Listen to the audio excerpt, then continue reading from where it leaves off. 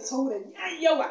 Cizon sauran ya yawa, sauro ya hana ni bacci. Damina sauro, zafi sauro, kowane lokaci sauro ya hana ni sakat. Ga malaria da typhoid ya yawa, zazzabi ya yawa ko ina birni da ƙauye. Kai me zan yi na yanzu samun yi bacci? Jikina duk sai ƙaiƙayi yake min saboda cizon sauro. Yawwa, na san ku abin da zan yi mafi sauƙin samu yanzu in yi bacci. Iyayenmu maza da mata masu yara ku biyo ni. Ku yi subscribe cikin Dumbaru TV a cikin YouTube. Ku ga abin da za ku yi mafi sauƙi don ku kare lafiyar 'ya'yanku daga zazzaɓin cizon sauro. Ku biyo ni. Sauro, I pursue you. Typhoid, I pursue you. Malaria, I pursue you. I pursue you. Zazzabi, I pursue you. Kun gani? I pursue them. Kun gani? Ga abu mafi sauƙi yanzu nan na naɗa net ɗina. Yanzu nan zan shiga cikin net ɗina in kwanta ne bacci na. Lafiya ƙalau.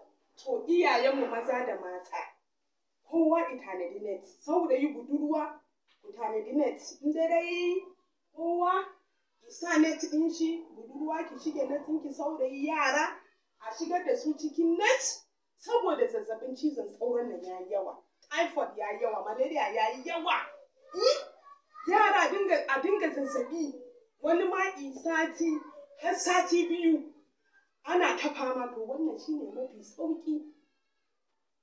Wannan babu ruwanka da wani cizon sauro. Kunnenka shiru, jikinka lafiya ƙalau, za ka yi baccinka, kowa shige a yi bacci. Babu wani maganar sauro ya cije ni ko ƙaiƙayi, jikina yana ƙaiƙayi ko zazzaɓi ko menene. Lafiya ƙalau za ku kwanta. Iyayen maza da mata, kowa yi ƙoƙari ki tanadi net. Ku yi ƙoƙari ku tanadi net, musamman masu ƙananan yara. Ku dinga sa net in dare yayi a shigar da ƙananan yara. To yanzu zan shiga cikin net ɗin, ni ma in kwanta ni bacci na. Kun gani yanzu na shige cikin nawa net ɗin. Yanzu nan zan yi bacci na lafiya ƙalau.